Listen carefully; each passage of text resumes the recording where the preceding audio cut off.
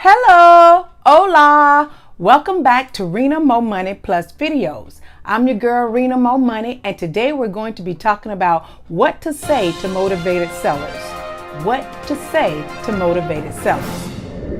Today we're going to jump right in and talk about the questions that you need to ask the motivated seller once they call. So you've done all this marketing and everything's done, the seller calls, or you reach the seller and they're ready to sell. You want to know, what do I say? What do I tell them? What do I ask? What is the most pertinent information I need on that phone call? Well, I'm going to show you how. So come right in.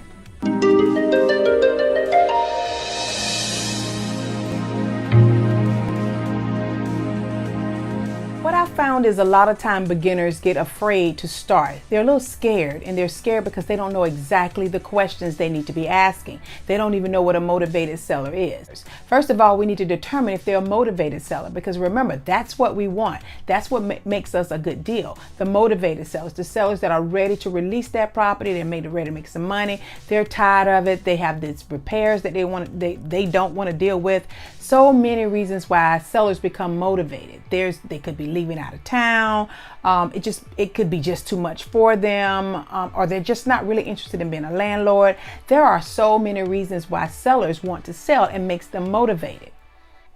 There will be two different approaches. One approach is if you call them and you reach them, they're ready to talk. And the other approach, if they call you. For the most part, the questions are the same. I would recommend that you use a script.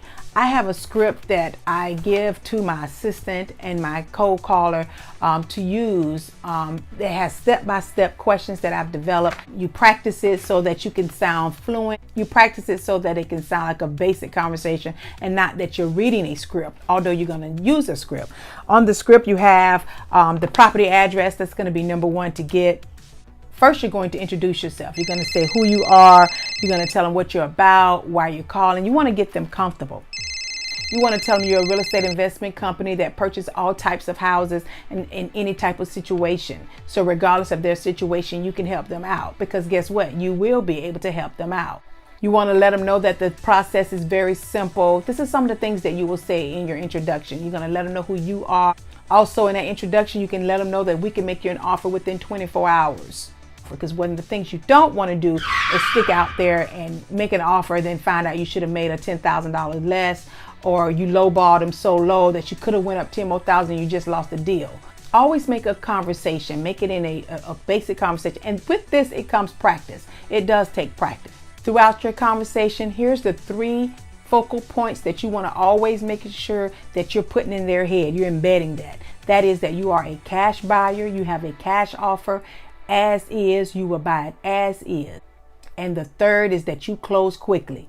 Close quickly, cash buyer, and as is. Those are 3 focus points that you always want to focus on. Always be quiet for half a second. Let them talk. You'll find whether or not that person is a talker or not. Sometimes people like you to lead. Sometimes they want to lead. You're going to get to filling that out, and that comes with practice. Don't worry. Don't be scared. I have always recommended that beginners have a script. This is a script that I have given to my assistant. This is the script that I've used when I first started. This is the script that I have given to my cold callers. Have a script. Have a script that you want to use. Okay? So in your script, the first thing is the property address. You want to get the property address. The contact person, these are in the script. If you want to create a script and you don't have one, here it is. Property address, the contact person, the owner on title. You want to put a line for owner on title, because in that introduction, if they called you or you called them, you'll know if they're the owner. Sometimes they'll say, well, you know, my sister, and they're not really the owner. But you can always look that up. Don't bore them with that. Some of those things like how big is the house, don't bore them with that, because once you get that address and when you say you're going to get back with them, you're going to check on all those other things anyway. So don't bore them with what's the square footage. Because most people, they just say it's a 3-bedroom. They really don't know the square footage. And some do, some don't, you know. So it just kind of depends. Property address, contact person, owner on title, mortgage holder. And what you do when you get ready to get to mortgage holder, just say, if you're talking to the owner, say, do you owe anything on it?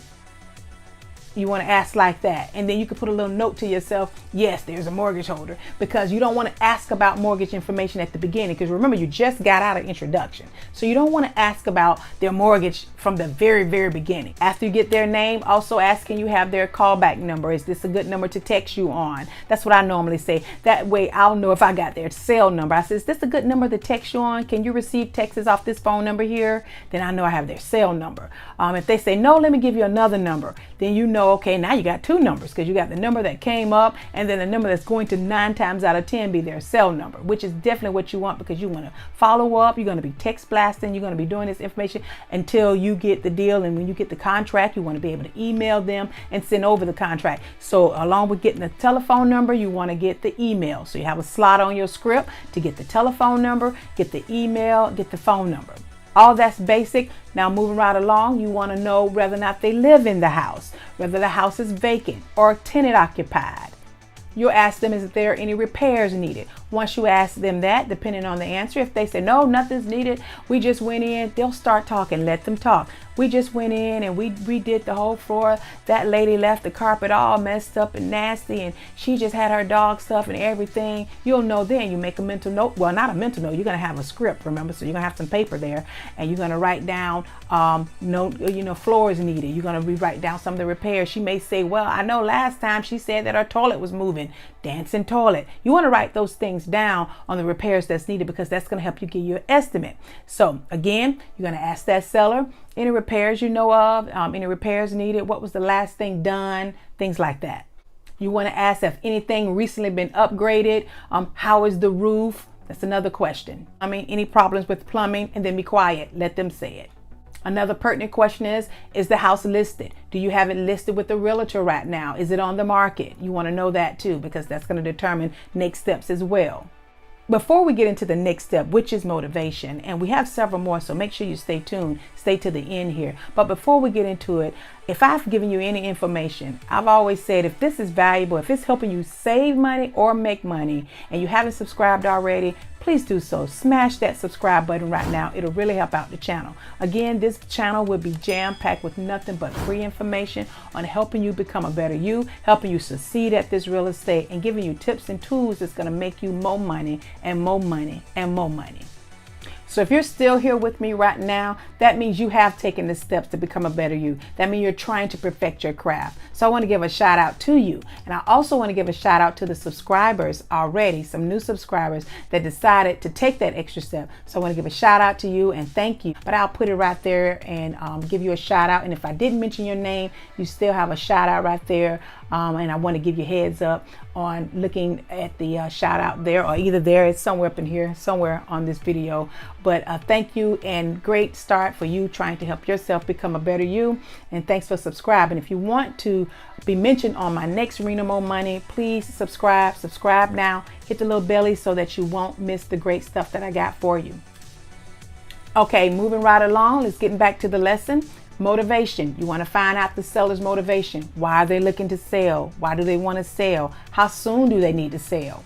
You may even ask them, have you considered what you're going to do with the property if it doesn't sell? Because that may put you into another area of some creative financing or some creative other ways to purchasing that property without getting a loan. So you got to ask these questions, because it'll give you an idea. When you sit back and look at your analysis and look at your script and get it all together before you make that offer, it'll give you a good direction on which offer to make.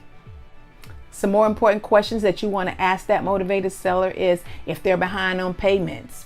You kind of need to know that, because they'll say, well, yeah, I paid. Oh, no, I'm up. I'm all the way up. Regardless of what the answer is, you need to know so you'll know how quickly you'll need to move. So you need to ask them, are you behind on any payments? Your next question would be, what do you currently owe? If they don't owe anything, another technique. If they owe a lot, another technique. Regardless, there's a way you can make this motivated seller, and you can help this person out to sell their home. Then getting into the price. Ask them, what are you looking to sell the house for?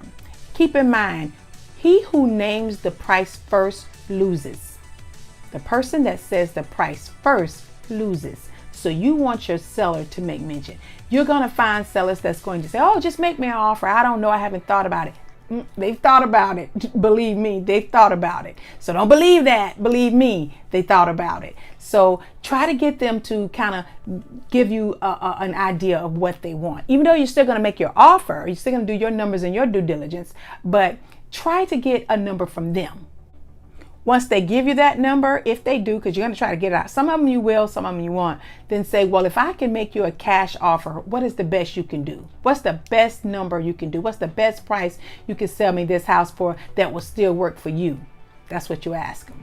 The next question you want to ask is, are there any other people involved?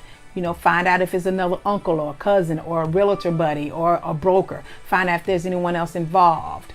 Here's a tip. Try to set a price while you're on the phone. Try to get a committed number so that you won't waste your time. At a house, if they say some ridiculous number that's right at the value, you're an investor. You're not trying to buy nothing at retail. You're trying to buy everything at wholesale, discounted prices. Once you get good at this, you can do it all on the phone. Like me now, I can tell you how much I offer for that house after you answer like 8 questions. I already know. I already know, well, this is the value of the area, or if I don't know the area, I'll look it up really fast because I always walk around with a pen. This is like my favorite pen. I always walk around with a pen and a pad. I always have my cell phone where I can talk and find out if it's coming from my cold call, if it's coming from my assistant, then they already know exactly how to do it. And then I'll already know what type of offer when I'm calling them back to set up an appointment to maybe come look at it. But if the numbers are not right, I don't need to set up an appointment. I don't need to look at every piece of property. You're going to have to find a way to save yourself some time and not waste time with those that don't really want to sell or the price is entirely too high. So try to get a commitment from that seller on the number. Try to get that number.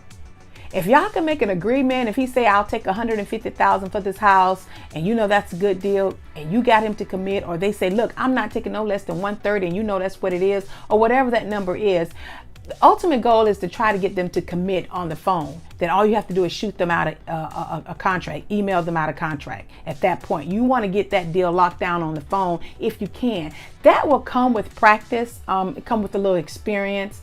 If it's your first deal, you may be like, okay, let me make sure I got this, and this in order. And that's okay. But once you're experienced and you got it going on, you want to quickly try to move into you don't have to be that experienced, but you want to quickly try to move into not wasting time by getting some type of commitment on that price. Learn how to get a commitment on the price. Learn how to fast forward a lot of the due diligence. Learn how to do that, and that way you won't lose out on any deals. So there you have the questions to ask the motivated seller. I hope this video was helpful.